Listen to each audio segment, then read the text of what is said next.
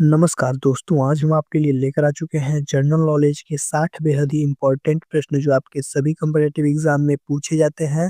तो वीडियो में अंत तक बने रहिएगा। चलिए बिना देरी के शुरू करते हैं।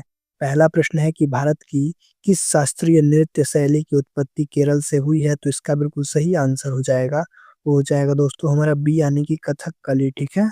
इसके बाद अगला प्रश्न है कि मोनालिसा चित्र के चित्रकार कौन है? तो इसका बिल्कुल सही आंसर हो जाएगा, वो हो जाएगा दोस्तों हमारा लियोनार्डो दा विंची, यानी इसका बिल्कुल सही आंसर हो जाएगा। ठीक है। इसके बाद अगला प्रश्न है कि भारत का राष्ट्रीय खेल आधिकारिक रूप से घोषित नहीं किसे माना जाता है? इसका बिल्कुल सही आंसर हो जाएगा, वो हो जाएगा दोस्तों बी यानी कि हॉकी।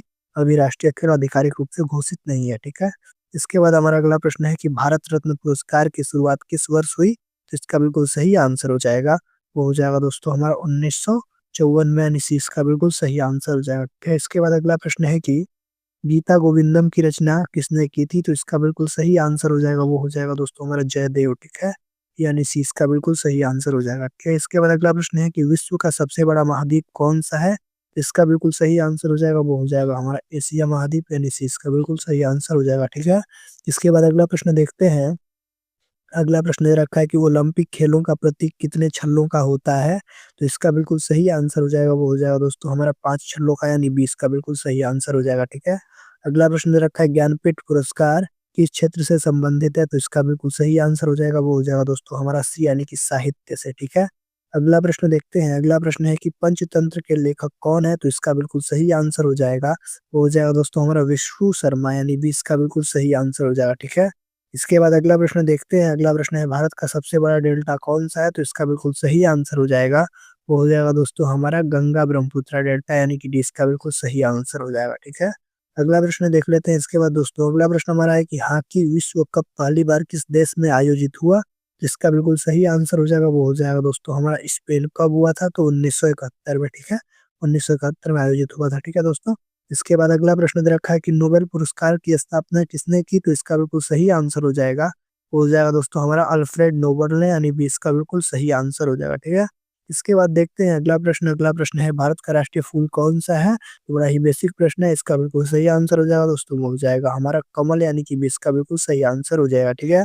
इसके बाद अगला प्रश्न है कि रामचरितमानस किस भाषा में लिखी गई है? तो इसका बिल्कुल सही आंसर हो जाएगा, वो हो जाएगा दोस्तों हमारा अवधी भाषा में, यानी 20 का बिल्कुल सही आंसर हो जाएगा। ठीक है। अगला प्रश्न है कि एशिया का सबसे ऊंचा पर्वत कौन सा है? तो इसका बिल्कुल सही आंसर हो जाएगा, वो हो जाएगा दोस्तों हमारा एवरेस्ट। ठीक है। यानी सी इसका बिल्कुल सही आंसर हो जाएगा माउंट एवरेस्ट। ठीक है। इसके बाद देखते हैं अगला प्रश्न। अगला प्रश्न है कि क्रिकेट में आईसीसी का मुख्यालय कहाँ स्थित है? तो इसका जो बिल्कुल सही आंसर हो जाएगा, वो हो जाएगा दोस्तों हमारा दुबई, यानी कि 20 का बिल्कुल सही आंसर हो जाएगा। ठीक है।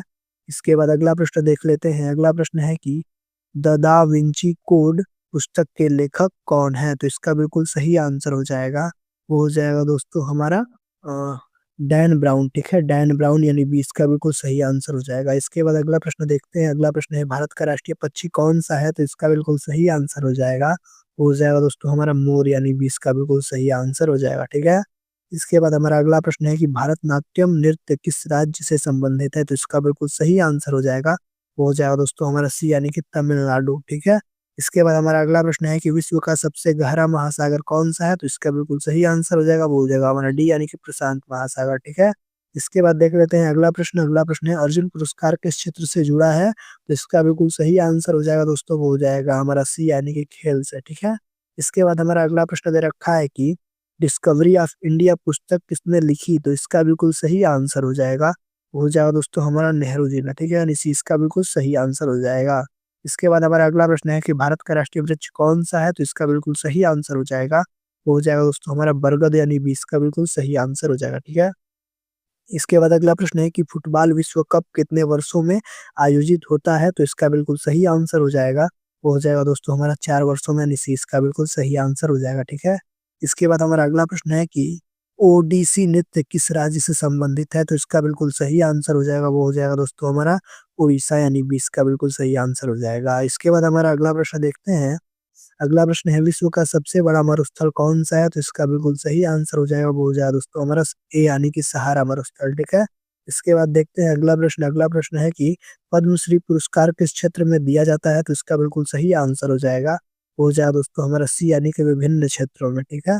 इसके बाद देखते हैं अगला प्रश्न है कि हैरी पॉटर श्रृंखला की लेखिका कौन है? तो इसका बिल्कुल सही आंसर हो जाएगा, वो हो जाएगा दोस्तों हमारा जेके रोलिंग, यानी कि 20 का बिल्कुल सही आंसर हो जाएगा, ठीक है।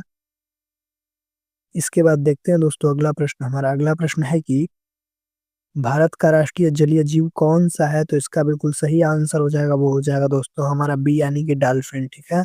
इसके बाद हमारा अगला प्रश्न है कबड्डी किस क्षेत्र का पारंपरिक खेल है? तो इसका बिल्कुल सही आंसर हो जाएगा, वो हो जाएगा हमारा बांग्लादेश, यानी कि डी इसका बिल्कुल सही आंसर हो जाएगा बांग्लादेश, ठीक है। इसके बाद देखते हैं अगला प्रश्न है कि सितार वाद्य यंत्र से संबंधित प्रसिद्ध कलाकार कौन है? तो इसका बिल्कुल सही आंसर हो जाएगा, वो हो जाएगा दोस्तों हमारा पंडित रविशंकर, यानी 20 का बिल्कुल सही आंसर हो जाएगा, ठीक है। इसके बाद देखते हैं अगला प्रश्न है कि विश्व का सबसे लंबा नदी तंत्र कौन सा है? तो इसका बिल्कुल सही आंसर हो जाएगा, वो हो जाएगा दोस्तों हमारा सी यानी कि नील, ठीक है। इसके बाद देखते हैं हमारा अगला प्रश्न है कि फिल्म फेयर अवार्ड किस क्षेत्र से जुड़ा है? तो इसका बिल्कुल सही आंसर हो जाएगा, वो हो जाएगा हमारा सिनेमा, यानी कि सी इसका बिल्कुल सही आंसर हो जाएगा।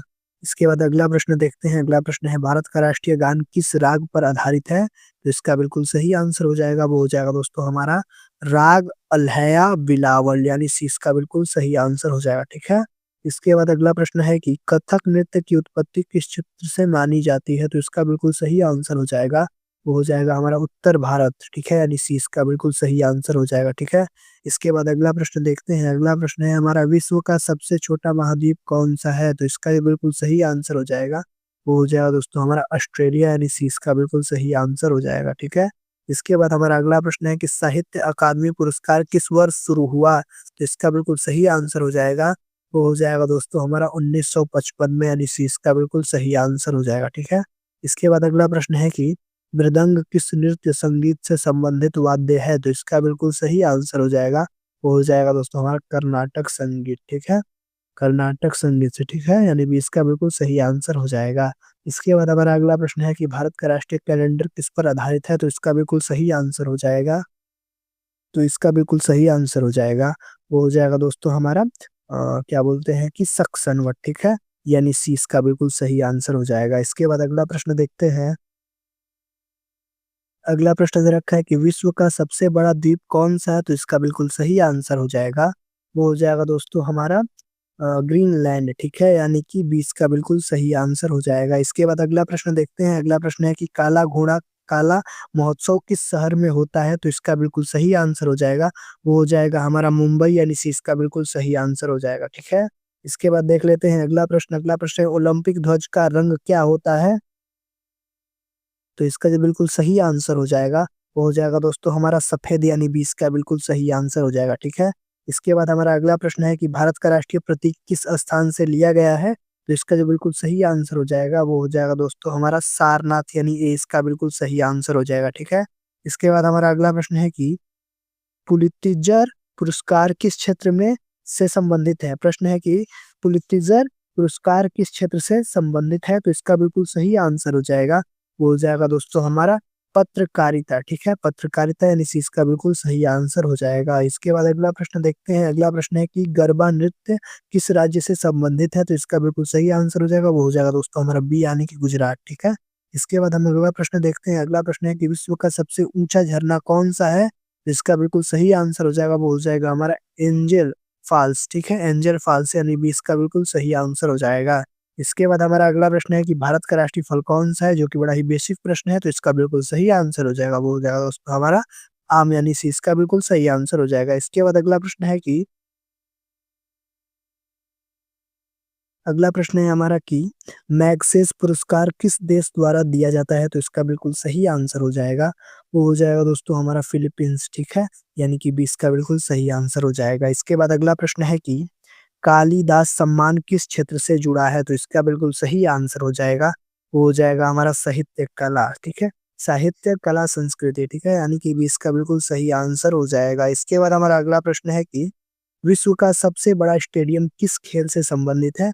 इसका बिल्कुल सही आंसर हो जाएगा, वो हो जाएगा हमारा क्रिकेट, ठीक है, यानी ये इसका बिल्कुल सही आंसर हो जाएगा।